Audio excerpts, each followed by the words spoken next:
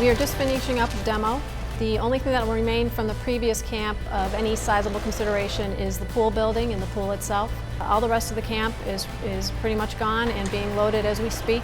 We have started grading, mass grading is what it's called, and that's to balance the site so that we can actually start building paths for the new buildings, as well as getting it ready for different types of hardscape and landscape.